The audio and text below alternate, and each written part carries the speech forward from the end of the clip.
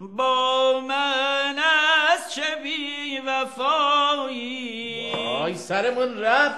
عنایت پاشو این از برق بکش بابا. بس است دیگه بس است. من بخونم؟ نه خیلی لازم نکرده. کوتاهه. گفتم نه بخون. باشه جون ولش کن بابا. این آخریشه دیگه. خب اونی که تو توالت داشتی میخوندی چی بود؟ اونا رب بود، تو توالت رب بود، الان رب نمیخوام بخونم دیگه. بخون. دلت تو سنگه از وفا بوی نبرده، آخه تیره تو مثل من به سنگ نخورده. خستم از تو، خستم از تو، خستم از انتظارت، دیگه تا بی نهایت تو رو دوستت ندارم، نمیمیرم برایت. تموم شد.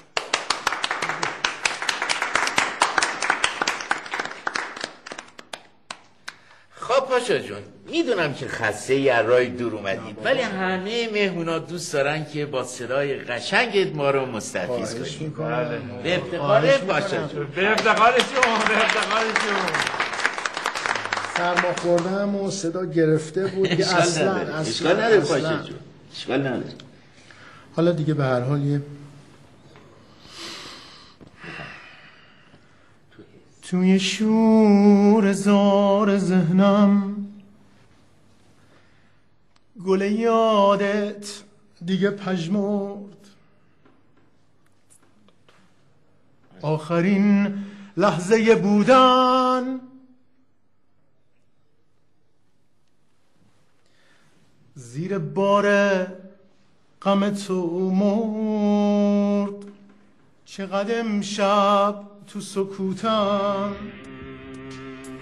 شعر من عطر تو داره یک واژه تازه، تو یاد من میاره. به افتخار شما، به افتخار شما. دوباره